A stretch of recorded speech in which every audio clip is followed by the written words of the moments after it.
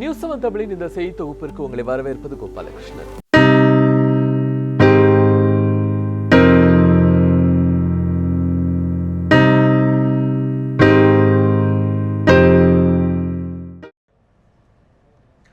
மறைந்த முதலமைச்சர் ஜெயலலிதாவின் உடல் எம்ஜிஆர் நினைவிட வளாகத்தில் முழு அரசு மரியாதையுடன் நல்லடக்கம் செய்யப்பட்டது. லட்சக்கணக்கானோர் திரண்டு கண்ணீருடன் இறுதி அஞ்சலி செலுத்தினர். நீர்ச்சத்து குறைபாடு மற்றும் காய்ச்சல் காரணமாக கடந்த செப்டம்பர் 22ஆம் தேதி சென்னை அப்போலோ மருத்துவமனையில் முதலமைச்சர் ஜெயலலிதா அனுமதிக்கப்பட்டார். 70 நாட்களுக்கு மேலாக அவருக்கு தீவிர சிகிச்சை அளிக்கப்பட்டு வந்தது.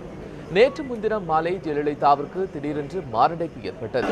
இதனையடுத்து அவரது உடல்நிலை கவலைக்கிடமான நிலையில் மருத்துவர்கள் தீவிர சிகிச்சை அளித்து பயனின்றி நேற்றிரவு 11:30 மணிக்கு உயிர் பிரித்தது. ஜெயலலிதா மரணித்த செய்தியை அறிந்ததும் தமிழகம் முழுவதும் அதிமுக தொண்டர்கள் கதறி அழுதனர்.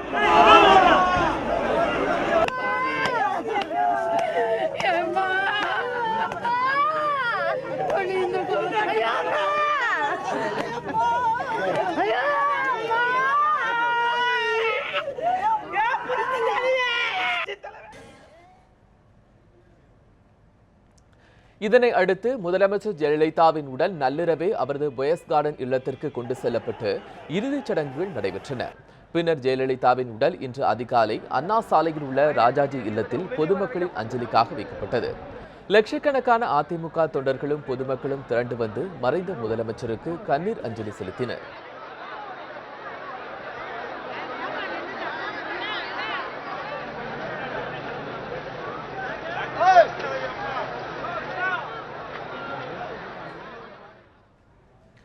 இதன் தொடர்ச்சியாக மறைந்த முதலமைச்சர் ஜெயலலிதாவின் இறுதி ஊர்வலம் மாலையில் நடைபெற்றது. சாலையின் இரு புறங்களிலும் அதிமுக தொண்டர்களும் பொதுமக்களும் திரண்டு பிரியாவிடை கொடுத்தனர். மெரினா கடற்கரையில் அமைந்துள்ள எம்ஜிஆர் நினைவிட வளாகத்தில் ஜெயலலிதாவிற்கு துப்பாக்கி குண்டுகள் முழங்க முழு அரசு மரியாதை செலுத்தப்பட்டது. இறுதிச் சடங்குகளை சசிகலா நடத்தினார். பின்னர் ஜெயலலிதாவின் உடல் சந்தன பேழைக்குள் வைத்து நல்லடக்கம் செய்யப்பட்டது.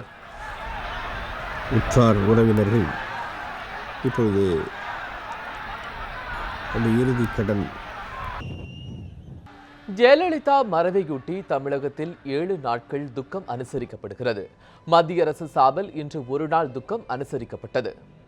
முதலமைச்சர் ஜெயலலிதாவின் உடலுக்கு மலர் வளையம் வைத்து பிரதமர் நரேந்திர மோடி நேரில் அஞ்சலி செலுத்தினார்.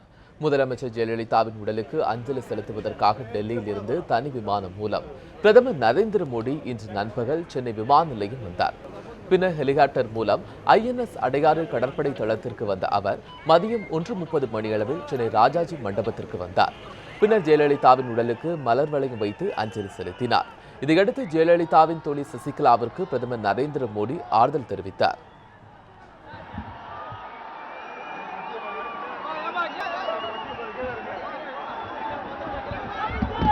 மேலும் கண்ணீர் விட்டு கதறிய முதலமைச்சர் பன்னீர்செல்வத்தின் தோள்களை பற்றியவாறு அவருக்கு நரேந்திர மோடி ஆறுதல் தெரிவித்தார்.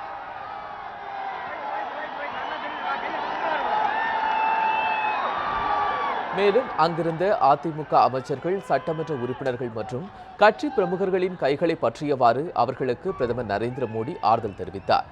இரு கைகளையும் கூப்பியவாறு அங்கிருந்த மக்களை நோக்கி வணக்கம் தெரிவித்த பிரதமர் நரேந்திர மோடி பின்னர் அங்கிருந்து புறப்பட்டார். மறைந்த முதலமைச்சர் ஜெயலலிதாவிற்கு குடியரசுத் தலைவர் பிரணாப் முகர்ஜி, காங்கிரஸ் துணைத் தலைவர் ராகுல் காந்தி ஆகியோர் மலர் வளையம் வைத்து அஞ்சலி செலுத்தினர். ஜெயலலிதா உடலுக்கு அஞ்சலி செலுத்த டெல்லியிலிருந்து இந்திய விமானப்படைக்கு சொந்தமான விமானத்தில் பிரணாப் முகர்ஜி சென்னை வந்தார். ஆனால் புறப்பட்ட சில நிமிடங்களில் திடீரென்று கோளாறு ஏற்பட்டதால் அந்த விமானம் உடனடியாக டெல்லிக்கு திருப்பப்பட்டது. பின்னர் விமான கோளாறு சரி செய்யப்பட்டு மீண்டும் விமானம் சென்னைக்கு வந்து சேர்ந்தது. இதனையடுத்து ராஜாஜி ஹாலில் வைக்கப்பட்டிருந்த ஜெயலலிதாவின் உடலுக்கு குடியரசுத் தலைவர் மலர் வளையம் வைத்து அஞ்சலி செலுத்தினார்.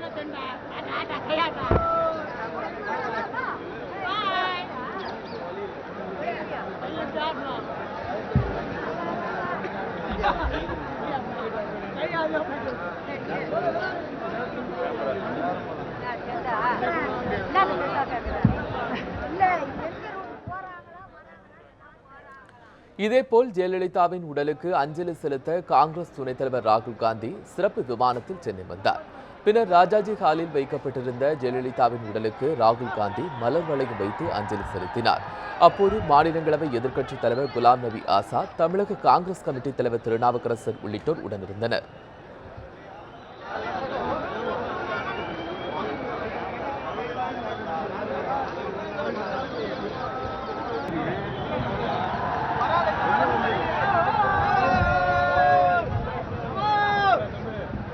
I would like to offer my condolences to the people of Tamil Nadu. Jayalalitha ji was a great leader. She was not only a leader of Tamil Nadu, she was a leader of this country. From the Congress party, on behalf of the Congress president and every single Congress worker in this country, we pay our respects to a great lady, a great leader of Tamil Nadu. இதேபோல் முன்னாள் பிரதமர் தேவகவுடா உள்ளிட்ட பல்வேறு தேசிய தலைவர்களும் மறைந்த முதலமைச்சர் ஜெயலலிதாவின் உடலுக்கு நேரில் அஞ்சலி செலுத்தி தங்களின் ஆழ்ந்த இரங்கலை தமிழக மக்கள் மற்றும் அதிமுக தொண்டர்களுடன் பகிர்ந்து கொண்டனர். முதலமைச்சர் ஜெயலலிதாவின் மறைவிற்கு நடிகர் ரஜினிகாந்த் உட்பட திரை பிரபலங்கள் பலரும் நேரில் வந்து அஞ்சலி செலுத்தினர். சென்னை ராஜாஜி மண்டபத்தில் வைக்கப்பட்டிருந்த முதலமைச்சர் ஜெயலலிதாவின் உடலுக்கு நடிகர் ரஜினிகாந்த், தனது மனைவி லதா ரஜினிகாந்த், மகள் ஐஸ்வர்யா, மருமகன் தனுஷ் ஆகியோருடன் வந்து அஞ்சலி செலுத்தினார். நடிகர் விஜய், நடிகர் சங்க தலைவர் நாசர், பொதுச் செயலாளர் விஷால், பொருளாளர் கார்த்தி, நடிகர்கள் பிரபு, விக்ரம் பிரபு, இயக்குனர் டி ராஜேந்திர, பாக்கியராஜ், பாண்டியராஜன், செந்தில், சிம்பு, ஜெய், நடிகர்கள் ரேவதி, சுஹாஷினி, குஷ்பு, பூர்ணிமா, பாக்கியராஜ் உள்ளிட்ட ஏராளமான திரை நட்சத்திரங்கள் முதலமைச்சர் ஜெயலலிதாவிற்கு நேரில் வந்து அஞ்சலி செலுத்தினர். கலைத்துறையிலிருந்து அரசியலுக்கு சென்ற ஜெயலலிதா அங்கும் ஜொலிக்கும் நட்சத்திரமாக திகழ்வதாக அவர்கள் பெருமிதம் தெரிவித்தனர். அனைவருக்கும் தைரியமும் தன்னம்பிக்கையும் தரக்கூடிய உந்து சக்தியாக ஜெயலலிதாவின் வாழ்வு அமைந்துள்ளதாகவும் அவர்கள் குறிப்பிட்டனர். தமிழக முதலமைச்சராக இருந்த செல்வி ஜெயலலிதா மறைந்ததை அடுத்து தமிழகத்தின் புதிய முதலமைச்சராக நிதியமைச்சர் ஓ பன்னீர்செல்வம் பதவியேற்றுக் கொண்டார். ஆளுநர் மாளிகையில் அவரது தலைமையில் 31 பேர் கொண்ட புதிய அமைச்சரவையும் பதவியேற்றது. சென்னை ராயப்பேட்டையில் உள்ள அதிமுக தலைமை அலுவலகத்தில் அதிமுக சட்டமன்ற உறுப்பினர்களின் கூட்டம் நடைபெற்றது. இக்கூட்டத்தில் அதிமுக சட்டமன்ற கட்சித் தலைவராக நிதியமைச்சர் ஓ பன்னீர்செல்வம் தேர்வு செய்யப்பட்டார். இதன் பின்னர் ஓ பன்னீர்செல்வம் தலைமையிலான தமிழகத்தின் புதிய அமைச்சரவை பதவியேற்பு நிகழ்ச்சி ஆளுநர் மாளிகையில் நடைபெற்றது. நிகழ்ச்சி நடைபெறுவதற்கு முன்னர் மறைந்த முதலமைச்சர் ஜெயலலிதாவிற்கு 2 நிமிடம் மௌன அஞ்சலி செலுத்தப்பட்டது. இதையடுத்து தமிழகத்தின் 20வது முதலமைச்சராக ஓ பன்னீர்செல்வம் பதவியேற்றுக் கொண்டார். அவருக்கு ஆளுநர் வித்யாசாகர் ராவ் பதவி பிரமாணமும் ரகசிய காப்பு பிரமாணமும் செய்து வைத்தார்.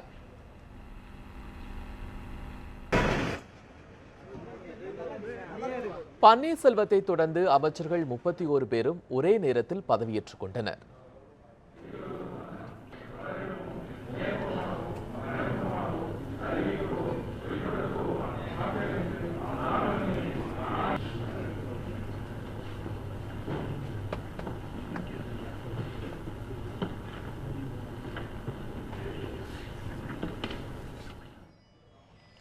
தமிழகத்தின் புதிய முதலமைச்சராக ஓ பன்னீர்செல்வம் பதவியேற்றுக் கொண்டார். அவருடன் பதவியேற்றுக் கொண்ட 31 அமைச்சர்களும் அவர்கள் ஏற்கனவே வகுத்த இலாக்காக்கள் ஒதுக்கப்பட்டுள்ளன. அதன்படி முதலமைச்சர் பன்னீர்செல்வத்தின் பொது நிர்வாகம், நிதி, காவல், உள்துறை உள்ளிட்ட துறைகள் ஒதுக்கப்பட்டுள்ளன. திண்டுக்கல் சீனிவாசனுக்கு வனத்துறையும், எடப்பாடி பழனிசாமிக்கு பொதுப்பணித்துறையும், செல்லூர் ராஜுவுக்கு கூட்டுறவுத்துறையும் ஒதுக்கப்பட்டுள்ளது. தங்கமணி மின்சாரத்துறையும், வேலுமணிக்கு நகராட்சி நிர்வாகம், ஜெயக்குமாருக்கு மீன்வளத்துறை அமைச்சராகவும் பதவியேற்றுக் கொண்டனர். சண்முகம் சட்டம், நீதிமன்றம், சிறைத்துறை, அன்புகளனுக்கு உயர்கல்வித்துறை, சரோஜாவிற்கு சமூக நலத்துறை அமைச்சர்களாக பதவியேற்றுக் கொண்டனர். சம்பத் தொழில்துறை அமைச்சராகவும், கருப்பண்ணன் சுற்றுச்சூழல் துறை அமைச்சராகவும், காமராஜ் உணவு குடிமைப்பொருள் வழங்கல் துறை அமைச்சராகவும், OS மணியன் கைத்தறி அமைச்சராகவும் பொறுப்பேற்றனர். உடுமலை ராதாகிருஷ்ணன் வீட்டு வசதித்துறை அமைச்சராகவும், சி விஜயபாஸ்கர் சுகாதாரம் மற்றும் குடும்ப நலத்துறை அமைச்சராகவும், துரைக்கண்ணு வேளாண்மைத்துறை அமைச்சராகவும், கடம்பூர் ராஜு தகவல் விளம்பரத்துறை அமைச்சராகவும் பதவியேற்றனர். RP உதயகுமார் வருவாய்த்துறை அமைச்சராகவும், வெல்லமண்டி நடராஜன் சுற்றுலாத்துறை அமைச்சராகவும், KC வீரமணி வணிகவரித்துறை அமைச்சராகவும் மற்றும் மாஃபா பாண்டியராஜனுக்கு பள்ளி கல்வித்துறையும் ஒதுக்கப்பட்டுள்ளது. ராஜேந்திர பாலாஜிக்கு பால்வளத்துறையும், பெஞ்சமினுக்கு ஊரக தொழில்துறையும், நிலோஃபர் கவிலுக்கு தொழிலாளர் நலத்துறையும், SR விஜயபாஸ்கருக்கு போக்குவரத்து துறையும் ஒதுக்கப்பட்டுள்ளன. மணிகண்டன் தகவல் தொழில்நுட்பத்துறை அமைச்சராகவும், ராஜலட்சுமி ஆதிதிராவிட நலத்துறை அமைச்சராகவும், பாஸ்கரன் காதி கிராம தொழில்துறை அமைச்சராகவும் பதவியேற்றுக் கொண்டனர். சேவூர் ராமச்சந்திரன் இந்து சமய அறநிலைத்துறை அமைச்சராகவும், எஸ் வளர்மதி பிற்படுத்தப்பட்டோர் நலத்துறை அமைச்சராகவும், பாலகிருஷ்ண ரெட்டிக்கு கால்நடை வளர்ப்புத்துறையும் ஒதுக்கீடு செய்யப்பட்டுள்ளது. தமிழகம் முழுவதும் மறைந்த முதலமைச்சர் ஜெயலலிதாவிற்கு பொதுமக்கள் கண்ணீர் அஞ்சலி செலுத்தினர். பல இடங்களில் ஒப்பாரி வைத்து மொட்டையடித்தும் தங்கள் துக்கத்தை வெளிப்படுத்தினர். ராமநாதபுரம் மாவட்டம் சின்ன காவேரி கிராம மக்கள் ஜெயலலிதாவின் உருவப்படத்திற்கு மாலை அணிவித்து அஞ்சலி செலுத்தினர். அப்போது துயரம் தாழாமல் கண்ணீர் விட்டு அழுதனர்.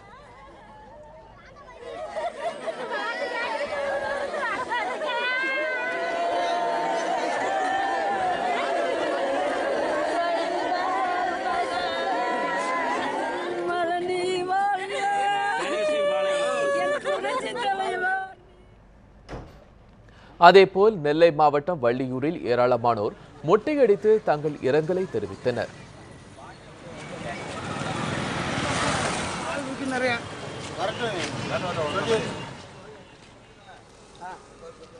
தூத்துக்குடி மாவட்டத்தில் தூத்துக்குடி நகர அதிமுக தலைமை அலுவலகத்தில் கட்சி நிர்வாகிகள் மெழுகுவர்த்தி ஏந்தி அஞ்சலி செலுத்தினர்.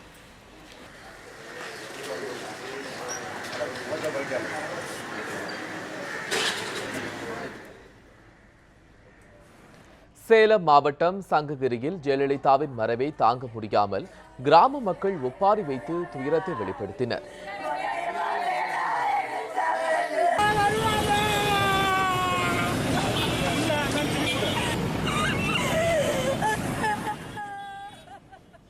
புதுக்கோட்டை மாவட்டம் பொன்னமராவதியில் 500க்கும் மேற்பட்ட கிராம மக்கள் ஊர்வலமாக சென்று ஜெயலலிதாவின் மறைவுக்கு இரங்கல் தெரிவித்தனர்.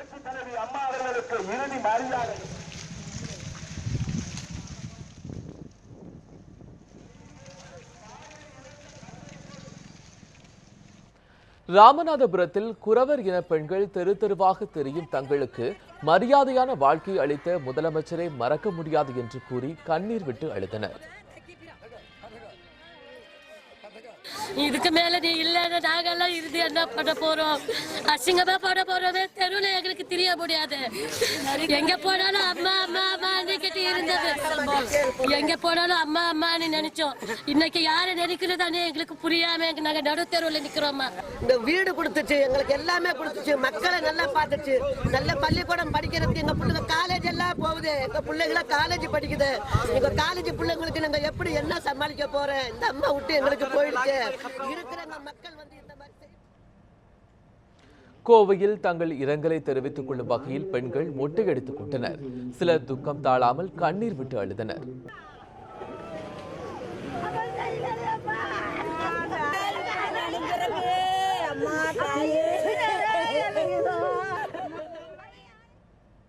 கிருஷ்ணகிரி அருகே கிட்டம்பட்டியில் எம்ஜிஆர் சமாதி அமைக்கப்பட்டுள்ளது.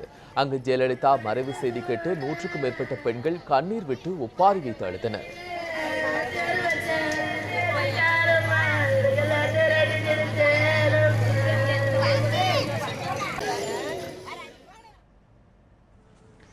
சேலம் மாவட்டம் ஓமலூரில் வயது தள்ளாத மூதாட்டி ஒருவர் ஜெயலலிதா இறப்பு செய்தி கேட்டு கதறி அழுதார்.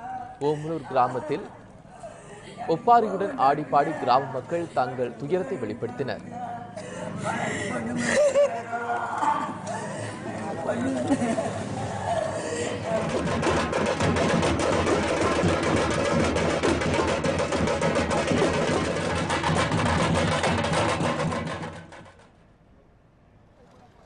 திருவள்ளூர் மாவட்டத்தில் பொன்னேரி, திருத்தணி உள்ளிட்ட பகுதிகளில் மக்கள் ஜெயலலிதாவிற்கு அஞ்சலி செலுத்தும் வகையில் பேரணியாக சென்றனர்.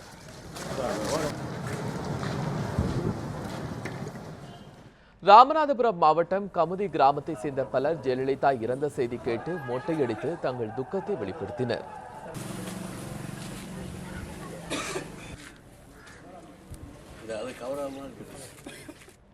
எங்கள் அம்மாவுக்கு மொட்டை ஓட்டிருக்கேன். பெத்த தாய்க்கு மொட்டை ஓட்டுற மாதிரி எங்களோட புரட்சி தலைவி அம்மாவுக்காக நாங்கள் மொட்டை ஓட்டிருக்கேன். எங்கள் தாயை இழந்து வாடும் நாங்கள் அனைத்து தொண்டர்களும் அம்மாவுக்காக வேண்டி எங்கள் உயிரை எடுத்திருக்கலாம். எங்கள் தாய் உயிரை எடுத்தது எங்களுக்கு பெரிய ஒரு வருத்தத்தை தெரிவிக்கிறோம். இதய கடவுள், தமிழர்கள் காத்த தன்மான தலைவி, உலகத் தமிழர்களின் மனதில் என்றென்றும் நீங்காத இடம்பெற்றிருந்த எங்களது புரட்சி தலைவி அம்மா அவர்களை இழந்து நாங்கள் அனைத்து இந்திய அண்ணா திராவிட முன்னேற்ற கழக தொண்டர்கள் மட்டுமல்ல, உலகத் தமிழர்கள் அனைவரும் இழந்து அவரது துக்கத்தை எவ்வாறு ஈடு செய்வோம், எவ்வாறு அதை மறப்புவோம் என்று எங்களது துக்கத்தை நாங்கள் ஆழ்ந்த வருத்தம். தேனியில் கிராம மக்கள் அனைவரும் ஜெயலலிதாவின் உருவப்படத்திற்கு நகர் முழுவதும் ஊர்வலமாக கொண்டு சென்றனர்.